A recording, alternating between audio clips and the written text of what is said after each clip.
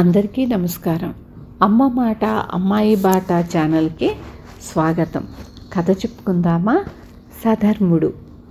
సాయంకాలం కాలవగట్టుకు షికారుకు వెళ్ళిన లక్ష్మీపతి కొంచెం చీకటి పడి ఇంటికి తిరిగి వస్తుండగా మామిడి తోపు మధ్య ఇద్దరు మనుషులు చేతిలో కత్తులతో అటకాయించారు.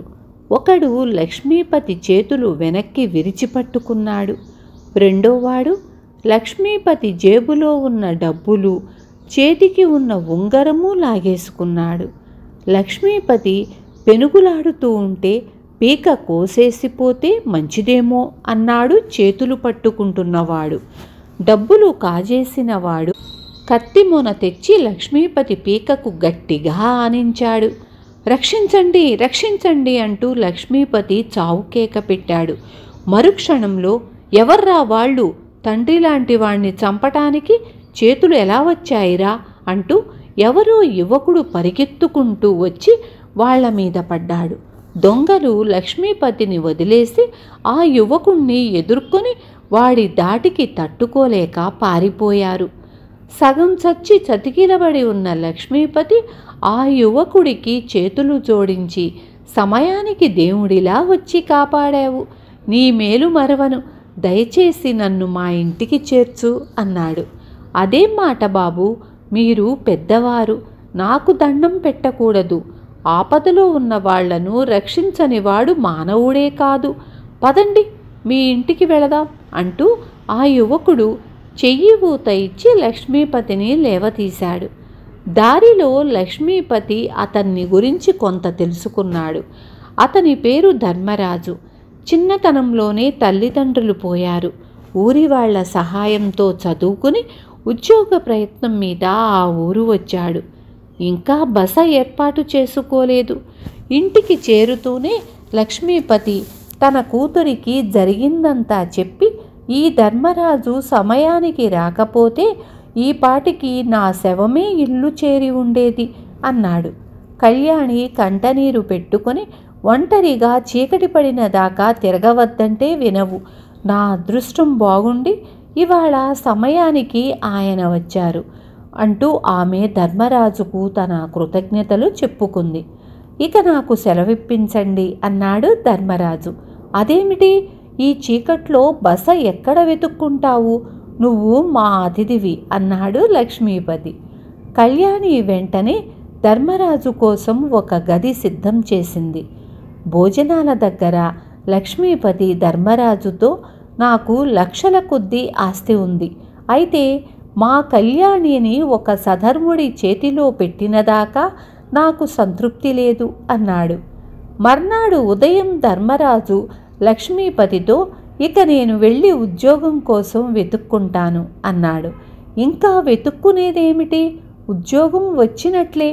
ఈ ఊళ్ళో నాకు 4 బట్టల దుకాణాలున్నాయి, అందులో ఒకటి నువ్వు చూసే పని ఇస్తాను అన్నాడు లక్ష్మీపతి. ధర్మరాజు మొహమాట పడుతూనే అందుకు ఒప్పుకున్నాడు. తండ్రి మంచి పనే చేశాడన్నది కళ్యాణి.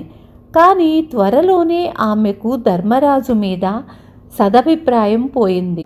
అతను తన తండ్రి ఉన్నప్పుడు ఒకలాగునూ లేనప్పుడు మరొకలాగునూ ప్రవర్తిస్తున్నాడు. కళ్యాణిని ఆకర్షించడానికి వెకిలి చేష్టలు చేస్తున్నాడు. ఆమె ఒకసారి తండ్రితో, ధర్మరాజు మన ఇంట్లో ఎంతకాలమని ఉంటాడు, అతనికి వేరే ఇల్లు చూడు అంది. అది నిజమే, అతను పరాయివాడుగా మన ఇంట్లో ఎంతకాలం ఉంటాడు, అతను సధర్ముడు, నిన్ను పెళ్లి చేసుకోవడానికి ఇష్టపడుతున్నాడు, మనం కోరినట్లు ఇల్లరికం ఉండిపోగలడు, నువ్వేమంటావు అన్నాడు లక్ష్మీపతి.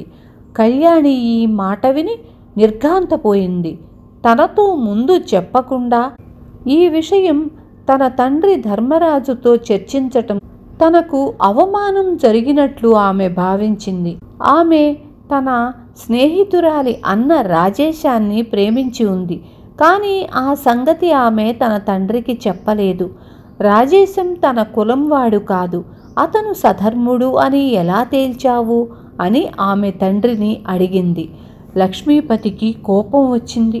పిచ్చిగా మాట్లాడకు, నేను మనుషులను అర్థం చేసుకోగలను, పై మాసం నీకు అతనికి పెళ్లి ఖాయం అన్నాడాయన. ఆమె తండ్రితో ఏమీ అనలేక విసురుగా బయటకు వస్తూ ధర్మరాజు తమ సంభాషణ ఆలకిస్తూ ఉండినట్లు తెలుసుకుంది. ధర్మరాజు చప్పున తన గదిలోకి వెళ్ళిపోయాడు. ఆ రాత్రి కళ్యాణికి ఆలోచనలతో నిద్ర రాలేదు.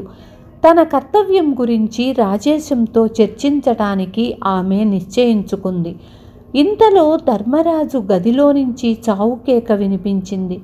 ఇంకా మేలుకునే ఉన్న కళ్యాణి చప్పున అతని గదిలోకి పరిగెత్తింది. ధర్మరాజు మంచం మీద బిగుసుకుపోయి కూర్చున్నాడు. మంచం రెండో చివర తెల్ల గండుపిల్లి ఒకటి నిలబడి ఉంది.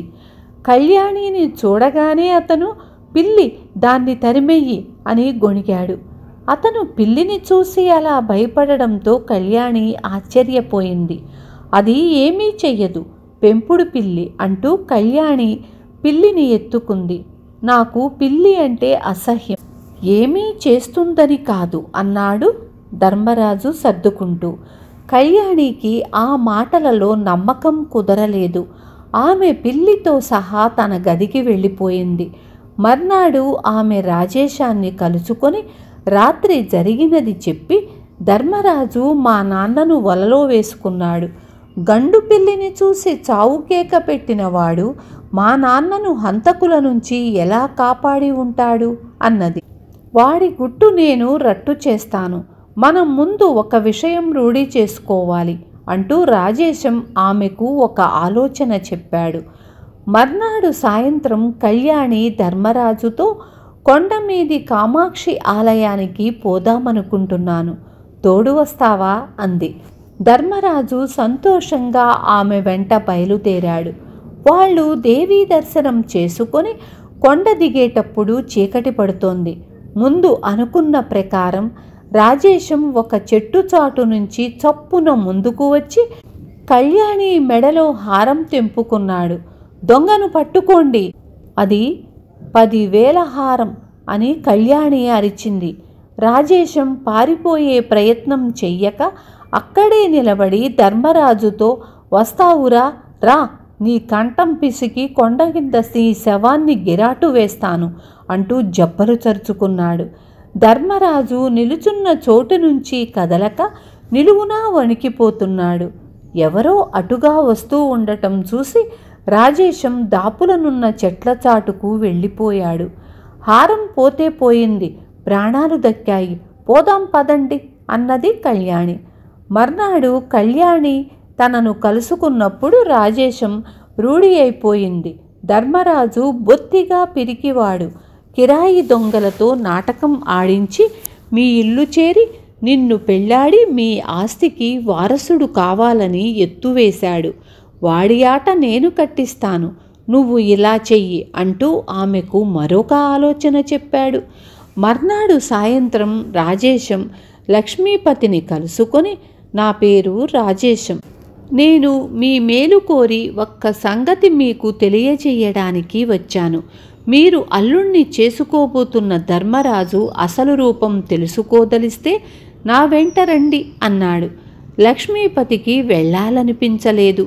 కానీ ఆ రాజేశం మాటల వెనక ఏదో భయంకర సత్యం ఉండవచ్చునని తోచి అతని వెంట వెళ్ళాడు.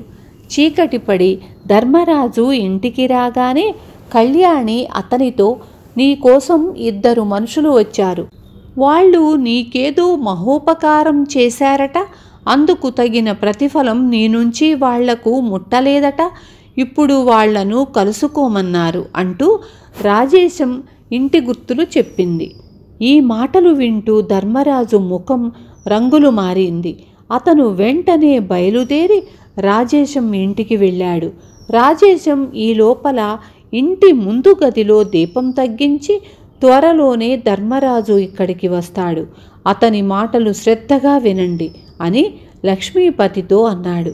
ధర్మరాజు వస్తూనే చీకటి గదిలో 2 మనుషులున్నట్లు గమనించి కోపంగా, మీకేమైనా మతిపోయిందా?